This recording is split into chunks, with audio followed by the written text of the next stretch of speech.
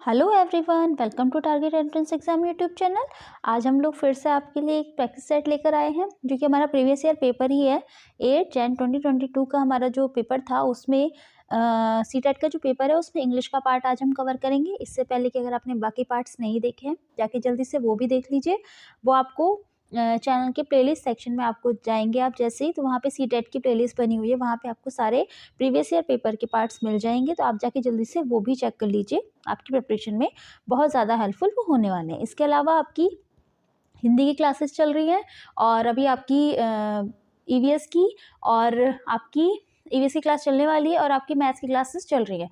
तो ये सब आपकी क्लासेस चल रही हैं, तो आप जल्दी से उन क्लासेस को भी देख लीजिए जो कि आपकी प्रिपरेशन में बहुत ज़्यादा हेल्पफुल होने वाली हैं। ठीक है, तो चलिए आज हमारा अपना आज का सेट हम स्टार्ट करते हैं। आज का जो सेट है वो है 8 जनवरी 2022 का सेट। ठीक है, पैराग्राफ पढ़ते हैं। पैराग्राफ है हमारा, state governments has taking the difficult decision to reopen school for some classes. State government ने बहुत एक डिफ़िकल्ट डिसीजन लिया reopen school for some classes, कुछ क्लासेस के लिए स्कूल को रीओपन करने के लिए encouraged by a consensus among public health expert that the benefit to student and society has large outweighed the risk of COVID-19 increases। Consensus का मतलब होता है हमारा कि सहमति देना। तो स्टेट गवर्नमेंट ने एक डिफ़िकल्ट डिसीजन लिया स्कूल को रीओपन करने का कुछ क्लासेस के लिए पब्लिक हेल्थ एक्सपर्ट्स की सहमति के द्वारा कोविड-19 इंक्रीज होने के बाद। A week after many of them reopened, mainly at the secondary and higher secondary level, infections among teacher and student have not triggered an alarm, although general social attitude toward the pandemic has turned negligent। जब school खुल गए तो एक week बाद school secondary और higher secondary level पे जो infections थे टीचर्स और स्टूडेंट्स को, वो इतने ज़्यादा नहीं हुए जितना कि लोगों ने उसे कह सकते हैं कि बना दिया था। यानी स्टूडेंट इतने ज़्यादा स्कूल्स में केसेस वगैरह आने स्टार्ट नहीं हुए जितना लोगों ने पब्लिकली कि स्कूल खुल गए हैं तो हाँ हम बाहर निकल सकते हैं या कुछ भी, तो लोगों ने उस चीज़ को थोड़ा सा पैंडेमिक को नेग्लिजेंट किया था। और सोशल एटीट्यूड्स जो उनका था पैंडेमिक के लिए वो हमारा कैसा था, बहुत हल्के में ले लिया था पैंडेमिक को। Data from the Tamil Nadu shows the post reopening about 30 students and teacher have tested positive, to which the state has reopen by tracing contacts and testing while keeping the institutions open. जब केरला में आपके approx 30 students and teachers को positive पाया गया, which the state has reopen by tracing contacts and testing. तो state ने इसके response में टेस्ट मतलब कॉन्टैक्ट जितने भी उनके लोगों में कॉन्टैक्ट आए थे, जितने भी लोग उनके कॉन्टैक्ट में आए थे उनकी ट्रेसिंग करनी स्टार्ट कर दी और टेस्टिंग को बढ़ा दिया। जब से हम इंस्टीट्यूट ओपन हुए थे 30 लोगों की टेस्ट पॉजिटिव होने की खबर आ गई थी।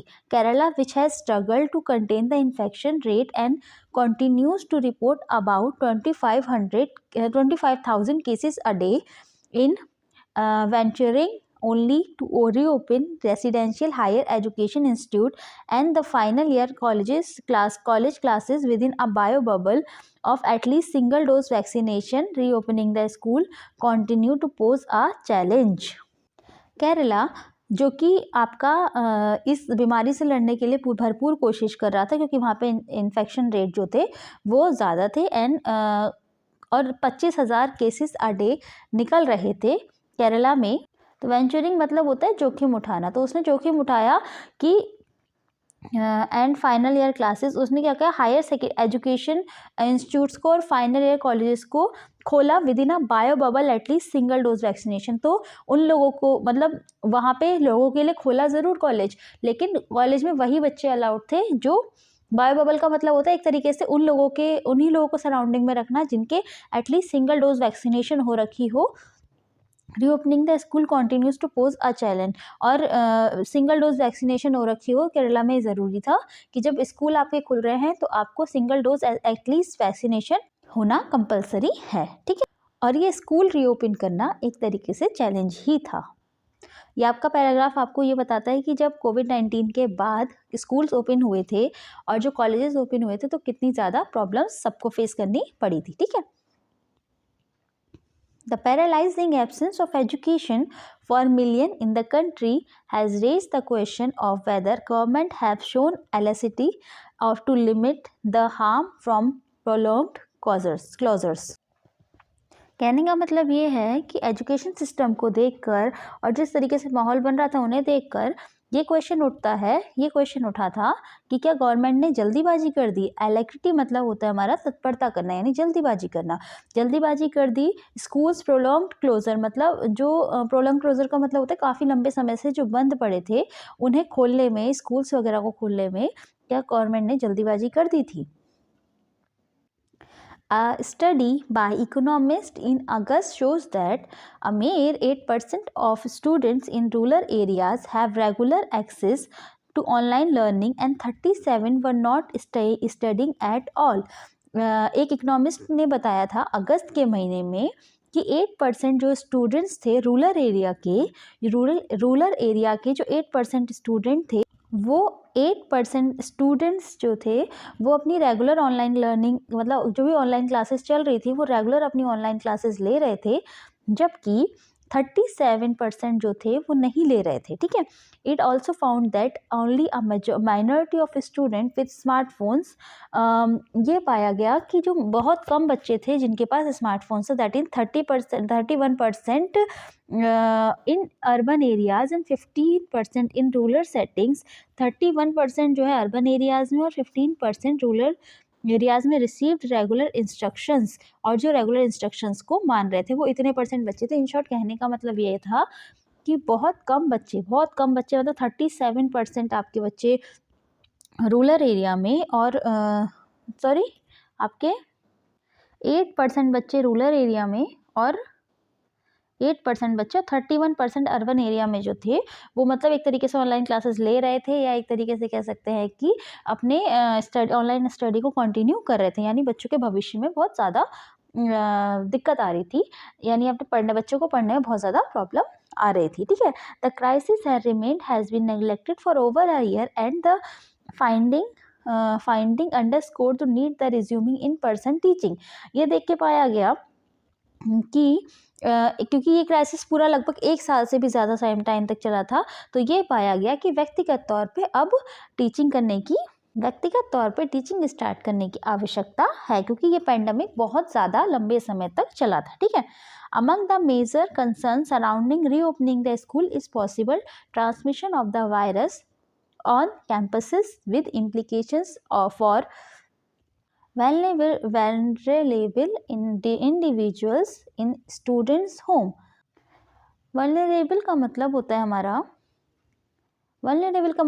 हमारा किसी चीज़ को चपेट में ले लेना, यानी उसे जैसे कहते हैं ना वायरस हमें चपेट में ले लेता है, वो वाली चीज़ है। तो इन सब के मध्य भी मेजर कंसर्न जो था, सबसे ज़्यादा जो एक सोचने वाला विषय था वो ये था कि अगर reopening of school is possible transmission of virus of, अगर रीओपन स्कूल हो रहे हैं तो वायरस जो था वो कैंपसेस के through with implication for vulnerable individuals to the students home, campuses के थ्रू बच्चों के अंदर जा सकता है, बच्चों के अंदर इंडिविजुअली उनके घर में भी जा सकता है वायरस।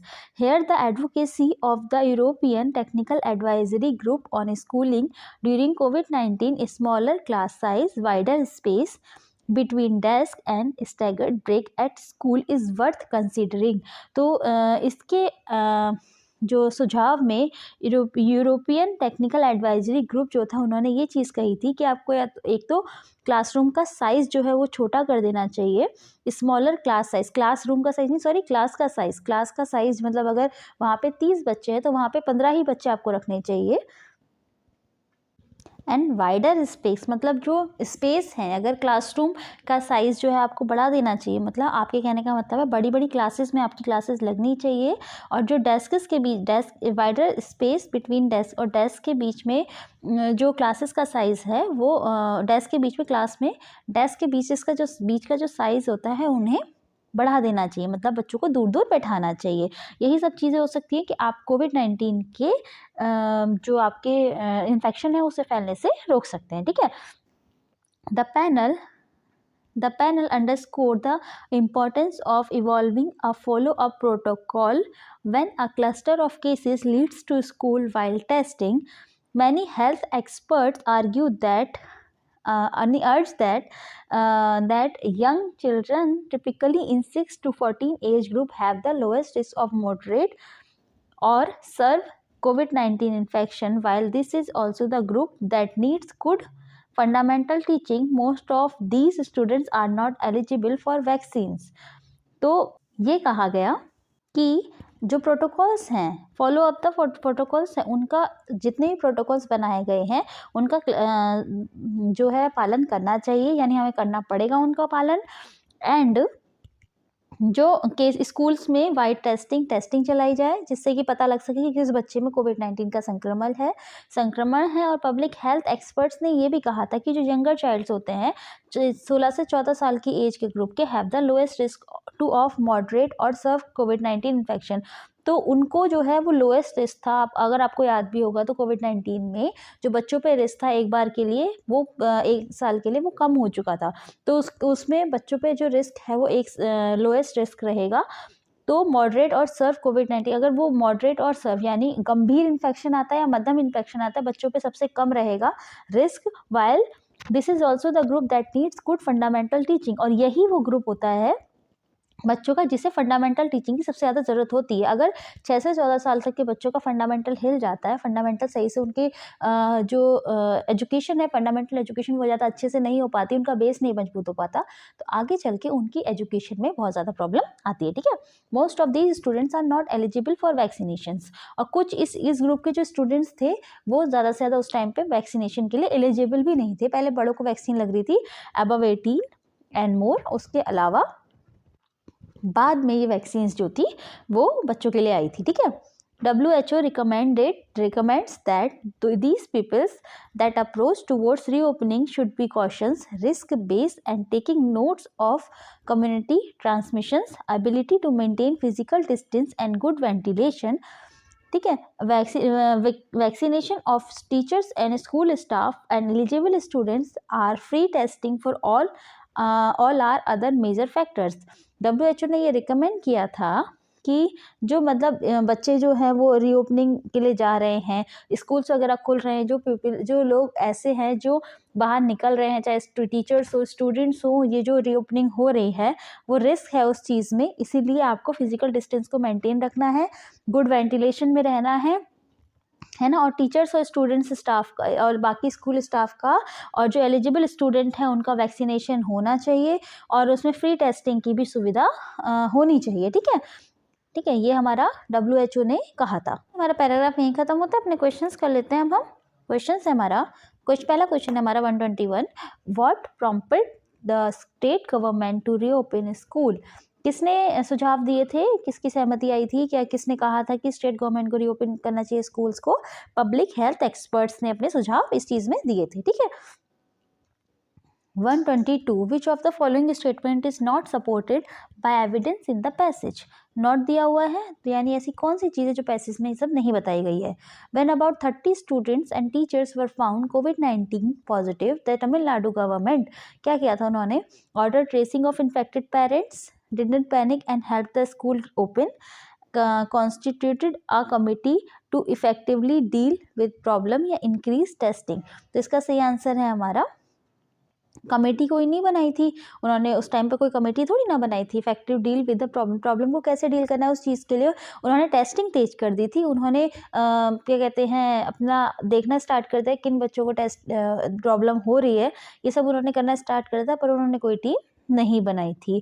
ठीक है, और जो उन्होंने मतलब टेस्टिंग करी, उसके बाद जितने अदर लोग उनके कांटेक्ट में आए थे, याद है आपको, अभी पैराग्राफ में हमने पढ़ा था, उन लोगों की भी टेस्टिंग करी थी। ठीक है, तो ये सब बातें थी उसमें, और स्कूल को ओपन ही रखा था, उन्होंने स्कूलों को क्लोज नहीं किया था। ठीक है, 123, identify the statement which is not true according the fact mention in the passage.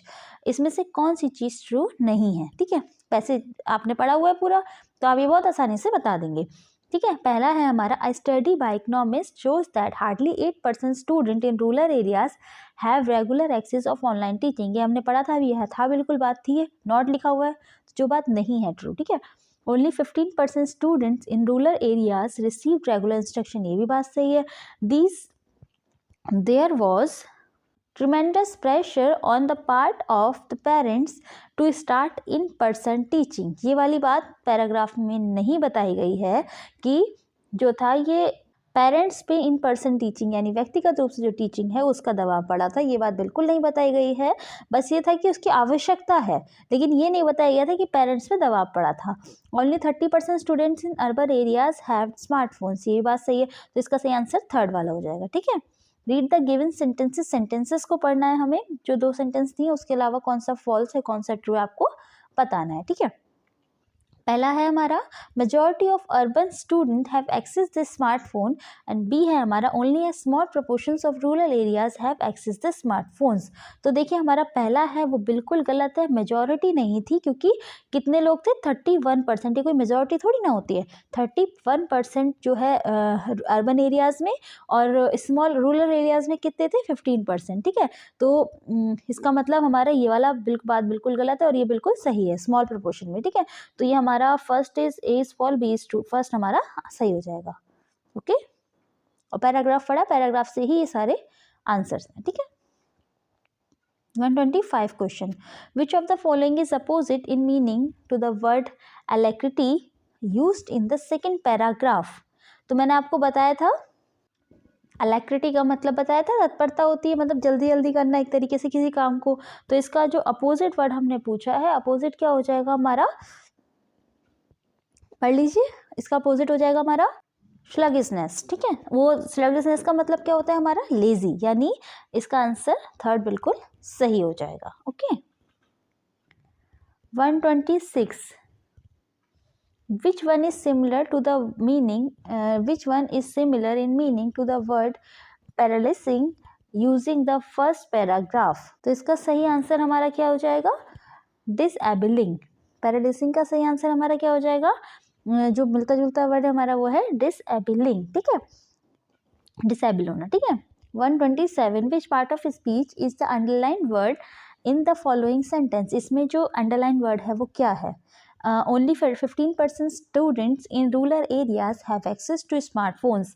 तो इसमें अंडरलाइन रूरल वर्ड जो है ये हमारा क्या है, हमारा ये एडजेक्टिव है। ठीक है, 128 question, which part of the following sentence contain an error. इसमें से किस पार्ट में एरर है, his all decisions have been governed by self interest. इसमें से बताइए इसमें किस पार्ट में एरर है, इसमें हमारे ए पार्ट में एरर है। क्यों, क्योंकि ये हिज ऑल डिसीजन नहीं होगा, ये होगा ऑल हिज डिसीजन। सही ग्रामेटिकल वे में अगर आप करेक्ट करना चाहेंगे इससे, तो इसका हमारा हो जाएगा ऑल हिज डिसीजन। तो इसका आंसर फोर्थ बिल्कुल सही हो जाएगा। ठीक है, ये हमारा एक पैराग्राफ हमारा कंप्लीट हो चुका है। एक पैराग्राफ कंप्लीट होने के बाद हम अगला पैराग्राफ पढ़ते हैं। हमारा पढ़ते हैं, As primary education become compulsory from the late 19th century, children become critical for the publishing industries। तो जिस टाइम पे 19th सेंचुरी में जब प्राइमरी एजुकेशन जो थी वो कंपलसरी हो गई थी लेट 19th सेंचुरी में, तो पब्लिशिंग इंडस्ट्रीज़ में थे, तो उसमें चिल्ड्रंस के लिए भी एक नया रोल आ चुका था। यानी कहने का मतलब यह है कि चिल्ड्रंस से रिलेटेड चीज़ें भी पब्लिशिंग इंडस्ट्री में होने लगी थी। ठीक है, जितनी भी चीज़ें होती हैं, कॉमिक हो गई आपकी या बुक्स हो गई या फिर ये सब चीज़ होती हैं, तो ये सब भी पब्लिशिंग इंडस्ट्री में पब्लिश होने लगी थी। ठीक है, as children's press devoted to literature for children's alone was set up in France in 1857। 1857 में फ्रांस में एक चिल्ड्रंस प्रेस की स्थापना कह सकते हैं एक तरीके से हो गई थी। This press publish new work as well told fairies tales and folk tales. तो ये जो प्रेस थी, ये जो जहाँ पे ये चीज़ें हो रही थी, मतलब ये चीज़ जो पब्लिशिंग प्रेस थी हमारी, तो वहाँ पर नए काम जैसे कि के साथ साथ जो था टोल्ड फेरी टेल्स, जो कि फेरी टेल्स होती है यानी परियों की कहानियाँ। फोक टेल्स का मतलब होता है कि पुराने ज़माने में जैसे हमारे यहाँ कहा जाता है दादी नानी की कहानियाँ, तो फोक टेल्स का मतलब दादी नानी की कहानियाँ, इन सब की भी पब्लिशिंग होने लगी थी। The Grimm brothers in Germany spend years compiling traditional folk tales gather from present. तो जो ग्राइम ब्रदर्स थे जर्मनी में, उन्होंने सालों काम किया था किस चीज़ में, ये जो ट्रेडिशनल फोक टेल्स यानी जो दादी नानी की कहानियाँ थी, उन्हें प्रेजेंट की कहानियाँ जो भी हमारे आज की कहानियाँ जो होती हैं उन्हें इन कहानियों के साथ कंपोज करके और उन्हें मतलब कहते हैं ना कि दादी नानी की कहानियाँ आपको ज़्यादातर हर कोई नहीं, मतलब कहते हैं कि ग्रामीण क्षेत्रों में ज़्यादा मिलते, तो वहाँ से उन्हें लेकर उन्हें गैदर किया गया था, है ना, और उन्हें ट्रेडिशनल फोक जो हमारी कहानियाँ थी उनमें बहुत ज़्यादा काम किया गया था उस टाइम पे। किसने किया था? टाइम ब्रदर्स ने, ठीक है। Which they collect was edited before the story was published in collection in 1812। तो जो उन्होंने कलेक्ट किया था, जितनी भी उन्होंने कहानियाँ फोक टेल्स कलेक्ट की थी, वो उन्होंने edited before the stories were published in collection 1812 के एडिशन में, कलेक्शंस में उन्हें दिखाया था, ठीक है। Anything that was considered unsuitable for children or would appear vulgar into the elite क्या होता है? elite होते हैं हमारे बड़े वर्ग के लोग, ठीक है, was not include in the published version। तो जो भी क्योंकि उन्हें एडिट किया गया था, तो जो भी ऐसी चीज़ थी जो बच्चों के लिए अच्छी नहीं थी, कुछ वल्गर दिख रही थी, वल्गर का मतलब है कुछ असभ्य दिख रही थी, या किन्हें जैसे जो बड़े वर्ग के लोग हैं उन्हें, उनके लिए कुछ वो चीज़ें असभ्य दिखती, तो उन सबको इंक्लूड नहीं किया था, बाकी जो फोक टेल्स थी उन्हें पब्लिश किया गया था। रूरल फोक टेल्स दस अक्वायर अ न्यू फॉर्म। जो भी पुरानी फोक टेल्स थी, जो भी पुरानी कहानियाँ थी, उसे एक नए तरीके से दिखाया गया था, दर्शाया गया था। In this way print recorded old tales but also change them. इसके लिए उन्होंने जो ओल्ड जो भी जितनी पुरानी कहानियाँ थी उन्हें वैसा ही रखा, लेकिन उसमें थोड़ा सा चेंज करा, ठीक है। Women become important as readers as well as writers। तो जो विमेन थी, जो भी महिलाएं थी, वो हमारी महिलाएं जो थी वो हमारी रीडर्स के साथ साथ राइटर्स भी थी। Penny magazines were specially meant for women. तो जो मैगजीन्स थी, कुछ मैगजीन्स जो थी वो पेनी मैगजीन्स जो थी वो कि वुमेन, स्पेशली वुमेन्स के लिए थी। As manuals teaching power behaviours and housekeeping. तो उसमें क्या क्या चीज़ें थी कि टीचिंग बिहेवियर और हाउसकीपिंग को बताती थी, वो मतलब टीच करती थी। वो जो मैगजीन्स थी वो उनका बिहेवियर कैसा होना चाहिए, हाउसकीपिंग वगैरह, इन सब में टीच करती। Novelist in the 19th century saw women as important readers. जो नोवेलिस्ट थे, जो कि मतलब नोवेल लिखते थे, उन्होंने देखा 19th सेंचुरी में कि जो महिलाएं हैं वो उनकी इम्पॉर्टेंट रीडर्स हैं। Some of the best known novelist were women. और कुछ जो नोवेलिस्ट थी वो खुद वुमेन थी। कौन कौन सी थी, इन्होंने नाम लिख रखे हैं, the brownie sister, George allot. ये सारी जो वुमेन थी, ये सारी की सारी हमारी जो थी बेस्ट नोन नोवेलिस्ट भी थी। There writing become important in their writing become important in defining a new type of woman, a person with will, strength of personality, determination and power of think। तो ये जो ये writings थी, जो ये लेख थे, वो एक नई प्रकार की वुमेन को डिफाइन करते थे, नई प्रकार की वुमेन को बताते थे, जो कि जिसके अंदर विल थी, स्ट्रेंथ थी, और उसके पास पावर सोचने की शक्ति थी। पावर ऑफ थिंक मतलब होता है सोचने की शक्ति थी। मतलब ये जितने भी नोवेल्स थे महिलाओं के एक नए रूप को भी प्रदर्शित करते थे। अच्छा, lending libraries were in existence from the 17th century onwards। तो जो लैंडिंग लाइब्रेरीज थी वो 17th सेंचुरी में अस्तित्व में आई थी, ठीक है। 17th सेंचुरी के में अस्तित्व में आई थी। In the 19th century lending libraries in the English become instruments for educating white collar workers, artisans and lower middle class people. और जब 19th सेंचुरी आते आते जो ये लैंडिंग लाइब्रेरीज थी वो इंस्ट्रूमेंट्स फॉर एजुकेटिंग, तो ये जो लैंडिंग लाइब्रेरीज थी वो वाइट कॉलर वर्कर्स जो थे या आर्टिसंस थे, आर्टिसंस मतलब होता है कारीगर वगैरह, और लोअर मिडिल क्लास पीपल थे, इन लोगों को एजुकेट करने के काम में आती थी, ठीक है। Sometimes self educated working class people wrote for themselves. और कुछ टाइम पर जो था self educated working class people जो अपने आप को स्वयं एजुकेट कर रहे थे, वो जो वर्किंग क्लास पीपल थे वो आप मतलब रोड फॉर देम से अपने बारे में लिखते थे। After the working day was gradually shorten from the mid 19th century, और मिड 19th सेंचुरी में जब जो काम करने वाले मतलब वर्किंग डे का मतलब होता है कि जिस दिन आप काम कर रहे हैं, मतलब 9 to 5 जॉब कर रहे हैं, कितने कितने टाइम की जॉब कर रहे हैं, जब वो शॉर्ट होने लगे थे, workers has some time to self improvement, तो जो वर्कर्स थे उनके पास अपने आप को इम्प्रूव करने का जो थोड़ा बहुत टाइम था, एंड सेल्फ एक्सप्रेशंस, अपने सेल्फ मतलब अपने आप को इम्प्रूव करने का और सेल्फ एक्सप्रेशन करने का जो टाइम बच जाता था, क्योंकि जो उनका वर्किंग आवर था वो छोटा हो गया था, ठीक है। They wrote political tracts and autobiographies in large number, तो वो क्या करते थे, वो ऑटोबायोग्राफीज जो थे और पॉलिटिकल ट्रेट्स जो थे पॉलिटिक्स के बारे में, और अपने आप ऑटोबायोग्राफी का मतलब होता है कि अपने बारे में किसी किताब में लिखना, ठीक है। तो काफ़ी ऑटोबायोग्राफी जो थी वो बड़े नंबर पे पब्लिश होने लगी थी, उन्होंने काफ़ी ज़्यादा बायोग्राफी लिखने लगे थे। इन शॉर्ट कहने का मतलब इस पैराग्राफ का ये था कि 19th सेंचुरी में किस तरीके से मतलब क्या होता है कि लोग को फोक टेल्स किस तरीके से मतलब लोग फोक टेल्स को ट्रेडिशनल वे में जो ट्रेडिशनल वे को मतलब पब्लिश करते थे, पब्लिश किया गया था 19th सेंचुरी में। उसके अलावा लोग किस तरीके से ऑटोबायोग्राफी लिख रहे थे, या जिस तरीके से वाइट कॉलर लोग थे या जो आर्टिशंस थे, लोअर मिडिल क्लास लोग थे, उन्हें किस तरीके से एजुकेट किया जा रहा था। इन शॉर्ट ये एजुकेशन के बारे में ये थोड़ा सा पैराग्राफ था, ठीक है।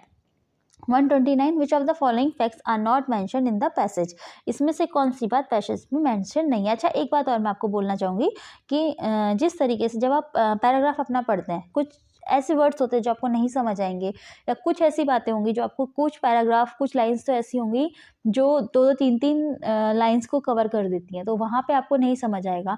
तो आप ऐसा मत करना कि एक बार पढ़ा नहीं समझ आया छोड़ दिया, आप एक बार पढ़ना, 2 बार पढ़ना, एटलीस्ट 3 बार उस लाइन को पढ़ के देखना, आपको उसका मतलब अपने आप धीरे धीरे समझ आने लगेगा, ठीक है। तो 1-2 बार तो कम से कम एटलीस्ट पढ़ के ही देखना, क्योंकि एक बार में कभी कभी किसी किसी लाइन का मतलब समझ में नहीं आता, ठीक है। चलिए अपने क्वेश्चंस की तरफ बढ़ते हैं। Which of the following facts are not mention in the passage, इसमें से कौन सी बात पैसेज में मेंशन नहीं है। Grimm brothers collect stories from the presents, ठीक है। सेकेंड है stories was edited prior the publications. Third है content which was considered unsuitable for children's for unfiltered, या डी है the education department suppose publications for children. तो इसका सही answer क्या है, फोर्थ वाला, क्योंकि देखो स्टोरीज जो थी उन्होंने पीजेंट से निकाली भी थी, स्टोरीज एडिटेड भी थी, है ना, पब्लिकेशन में, ये भी बात बिल्कुल सही है। और हमारा कंटेंट विच वॉज कंसिडर्ड जो अनफिल्टर्ड मतलब सुटेबल नहीं था बच्चों के लिए या फिर एलाइट लोगों के लिए, उन्हें बाहर निकाल भी दिया था कंटेंट को। तो सही बात है हमारी फोर्थ वाली, ये बात इस पैसेज में मेंशन नहीं है कि एजुकेशन डिपार्टमेंट ने किसी तरीके का कोई सपोर्ट किया था। 130 the new type of women defined by the 19th century women novelist, किस टाइप की वुमेन को डिफाइन किया गया था 19th सेंचुरी में, वो किस तरीके से, क्यों वो स्ट्रॉन्ग थी, मेंटली स्ट्रॉन्ग थी, तो किस टाइप की थी बताइए। तो इसका सही आंसर आएगा चैलेंज बेल, ये नहीं है, फॉट अगेंस्ट ये भी बिल्कुल नहीं है। तो हमारा थर्ड वाला आंसर बिल्कुल सही है, वो strong, determined and intelligent. 19th century में जो नए टाइप की वुमेन्स दिखाई गई थी नॉवेल्स में, वो क्या थी, स्ट्रॉन्ग, डिटरमाइंड एंड इंटेलिजेंस, ठीक है। 131 question, which of the following is not correct according to the passage, passage के अकॉर्डिंग कौन सी बात करेक्ट नहीं है। Lending libraries become instrument in educating of, क्या था, नॉट करेक्ट लिखा हुआ है ना, हाँ। तो वाइट कॉलर वर्कर्स, उन्हें भी एजुकेशन के लिए ज़रूरी थी। Lower middle class people in remote areas या आर्टिशंस, तो इसका सही आंसर हमारा थर्ड वाला हो जाएगा, क्योंकि ये तीनों जो थे इनके लिए लैंडिंग लाइब्रेरीज जो थी एजुकेशन का काम कर रही थी, ठीक है। ये आपने अभी लास्ट पैराग्राफ में पढ़ा था। Read of the following sentences, sentence पढ़िए एंड बताइए कि इसमें से कौन सा फॉल्स है कौन सा ट्रू है, ठीक है। Reduction in working hours give workers time to read to improve their aspects, बिल्कुल सही बात है।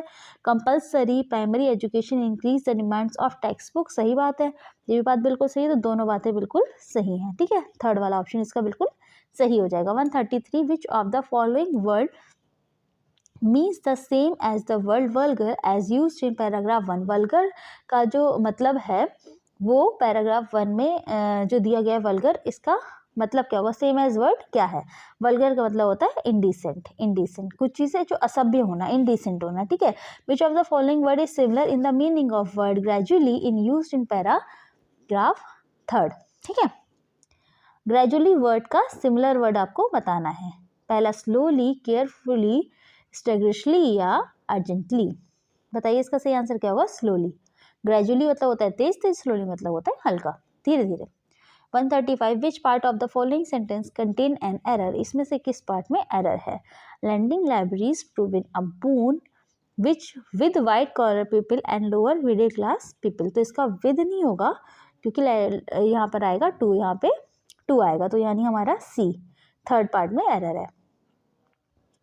136 A critical period in development can be defined with a particular critical period development के यहाँ हमारे पेडागोजी के क्वेश्चन स्टार्ट हो रहे हैं। Critical period in development, development के क्रिटिकल पीरियड में क्या चीज़ कैन बी डिफाइंड, कैसे डिफाइन किया जा सकता है। पहला है when a particular age is critical for the development of learning and experiences. Second, experiences has its greater effect on learning during the particular period of development. Third है हमारा critical experiences has its grateful effect on development during learning। या fourth हमारा period rather than experiences is critical for learning and development। तो इसका सही answer हमारा क्या हो जाएगा बताइए। इसका सही आंसर हमारा हो जाएगा experience has its greater effect on learning during the particular period of development, ठीक है। तो आप पैराग्राफ जोड़ लीजिए पूरा। a critical period in development can be identified when a particular experience has its great effect of learning during a particular period of development, ठीक है। इसका सही आंसर सेकंड वाला हो जाएगा। चलिए 137 question, mother is better known as, क्या किस चीज़ के लिए कहा जाता है। तो A babbling, C learning through imitation, third है चाइल्ड डायरेक्ट स्पीच, या फोर्थ है हमारा ऑपरेंट कंडीशनिंग। तो इसका सही आंसर हमारा हो जाएगा चाइल्ड डायरेक्टेड स्पीच, ठीक है। 138 question, in the language classroom the learners read the story Kabuliwala, later they are giving background material with illustrations of certain scenes of the story and brief descriptions, ठीक है। A few learners enact one or two scenes depicted in the illustrations। depicted का मतलब होता है कि इस चीज़ को चित्रित करना, ठीक है। Other learners will thus enacted। तो ये जो हमारा पूरा प्रोसेस है, ये प्रोसेस क्या कहा जाएगा, तो ये हमारा प्रोसेस जो कहा जाएगा, ये हमारा पूरा प्रोसेस है हमारा कॉन्टेक्चुअलाइजेशन, ठीक है। इसके बारे में हम एक वीडियो में पढ़ भी चुके हैं। हमने जब प्रीवियस ईयर पेपर पढ़े थे तो एक वीडियो में, शायद आई थिंक 2 वीडियो पहले या 3 वीडियो पहले हम ये चीज़ पढ़ भी चुके हैं, ठीक है। To evaluate reading comprehension from a primary level student, the teacher asked the student to, primary level के स्टूडेंट के लिए जो रीडिंग कॉम्प्रीहेंशंस होगा उसे एवेल्यूट करने के लिए टीचर क्या कहेगा स्टूडेंट्स को, to retell a story in their own word of summarising the main idea. ये तो पहला ही आंसर बिल्कुल सही है, ठीक है। जो स्टोरी होगी वो अपने वर्ड्स में बताओ और उसे जो समराइज़ करो, है ना, आइडिया जो मेन आइडिया से समराइज़ करो, जिससे उन्हें पता लगेगा कि बच्चे के अंदर रीडिंग कॉम्प्रीहेंशन कितना है, ठीक है। 141 question, while learning a new language, पहला है the knowledge of mother tongue is helpful, second है the use of mother tongue creates interference rather than facilities, third है the mother tongue should be used at all by the teacher, या fourth है the mother tongue should not be used by the learners। तो इसका सही answer क्या होगा। Mother tongue के बारे में जब हम किसी नई लैंग्वेज को लर्न करते हैं तो आपकी जो मदर टंग होती है वो उस चीज़ में हेल्पफुल होती है, तो इसका फर्स्ट आंसर बिल्कुल सही हो जाएगा। Receptive skills is language refers to, किस टाइप की स्किल्स होती हैं ये, तो बताइए। लिसनिंग स्पीकिंग होती है, लिसनिंग रीडिंग होती है, स्पीकिंग राइटिंग होती है, स्पीकिंग रीडिंग होती है। तो इसका सही आंसर हमारा क्या होगा, इसका हमारा सही आंसर होगा हमारा listening and reading skills, second वाला। Which of the following is not देखिए कितना डार्क लिखा हुआ है ताकि कोई कन्फ्यूजन ना रहे। अब विजुअल टीचिंग लर्निंग मटेरियल्स, इसमें से कौन सा विजुअल टीचिंग लर्निंग मटेरियल्स नहीं है, तो इसका कौन सा नहीं है, रेडियो ब्रॉडकास्ट, ठीक है। 144 question. Which of the following is not recommended as a strategy of remedial teaching? Which of the following is not recommended as the strategy of remedial teaching? remedial teaching के लिए कौन सी strategy जो है वो recommended नहीं है? ठीक है, तो पहला है हमारा identifying the diagnostic individuals learning weakness based on which remedial instructions are giving. Second है teachers formulate remedial practice solution to address and resolve problems. Third है हमारा analysing where the students goes wrong and selecting appropriate remedial action. या fourth है हमारा applying advance learning strategies by applying newer reading and thinking method. तो इसका सही answer हमारा हो जाएगा फोर्थ वाला, applying advance learning strategies by applying newer reading and thinking methods. ये चीज़ हमारी रेमेडियल टीचिंग के लिए स्ट्रेटजी के लिए रिकमेंडेड नहीं है. ठीक है, 145 question. The teacher in the classroom introduce the topic and ask the student to quickly think of ideas and note them down before writing an article on this topic. What is the teacher doing in the classroom? Teacher जो है वो classroom में क्या कर रही है? जब उन्होंने ये सीन पूरा दिया बच्चे को करने के लिए, तो ये चीज़ क्या है? तो ये चीज़ हमारी है ब्रेनस्टॉर्मिंग. ठीक है, इसका सही आंसर हमारा थर्ड हो जाएगा. 146 cognitive learning theory does not focus on. Cognitive learning theory जो है किस चीज़ से फोकस नहीं कर रही है? पहला, human being are born with a built-in language device. Second, error as a part of the learning process. Third, language is learned through the process of habit information. या fourth, language is learned by involving reasoning and mental process. तो इसका सही answer हमारा हो जाएगा किस चीज़ से focus नहीं करती है? Language is learn through the process of habit information. ठीक है, इस चीज़ से फोकस नहीं करती है. 147 question. Each language has unique sound structures and vocabulary. This characteristic of language shows that अगर हर लैंग्वेज की अपनी यूनिक साउंड होता है, स्ट्रक्चर होता है और कैप्स होती है, तो ये कैरेक्टरिस्टिक क्या बताते हैं कि लैंग्वेज इज अ सिस्टम. यानी थर्ड आंसर बिल्कुल करेक्ट हो जाएगा. 148 क्वेश्चन. फ्लुएंसी मीन्स, फ्लुएंसी का मतलब क्या होता है? फ्लुएंसी का मतलब राइटिंग करेक्ट स्पेलिंग्स, या सेकंड होता है summarising a story in own words. Third है clarifying the rules of grammar. या फोर्थ है speak read and write with flow. तो फ्लुएंसी का मतलब होता है कि आप स्पीक रीड और राइट जो है फ्लो के साथ कर रहे हैं. 149 क्वेश्चन. आज के हमारे लास्ट के दो क्वेश्चन है. 149 question. While assessing a student the teacher should compare the progress of child. जब आप किसी स्टूडेंट को असेस कर रहे हैं, किसी स्टूडेंट को आप मतलब चेक कर रहे हैं, तो आप उसमें जो उसकी प्रोग्रेस है वो किस चीज़ से कंपेयर करेंगे? पहला है with the other children in the class, classroom के दूसरे बच्चों से. सेकेंड है with those who learns fast, या फिर उससे जो ज़्यादा तेज मतलब जो था ज़्यादा तेज़ लर्न करता है, ज़्यादा तेज़ सीखता है बच्चा, या जो पढ़ने में तेज है. शॉर्ट कहने का मतलब ये है. थर्ड है हमारा with those who are slow learners, और या फिर उससे कंपेयर करेंगे जो कि हमारा स्लो लर्नर है या थोड़ा पढ़ने में कमज़ोर है. या फिर फोर्थ है हमारा with his her previous level of learning, या जो उसने पहले सीखा हुआ है उससे आप कंपेयर करेंगे. तो इसका सही आंसर हो जाएगा fourth, with her previous level learning. क्योंकि हम पहले भी बात कर चुके हैं कि किसी भी बच्चे को किसी चीज़ से कंपेयर नहीं करना चाहिए, किसी अदर स्टूडेंट से कंपेयर नहीं करना चाहिए किसी लर्नर को, बल्कि उसे उसके ही प्रीवियस लेवल ऑफ लर्निंग से कंपेयर करना चाहिए, कितना आगे तक वो सीखा है तक. ठीक है, नेक्स्ट है हमारा the process approach of writing involves. तो प्रोसेस अप्रोच ऑफ राइटिंग क्या होती है?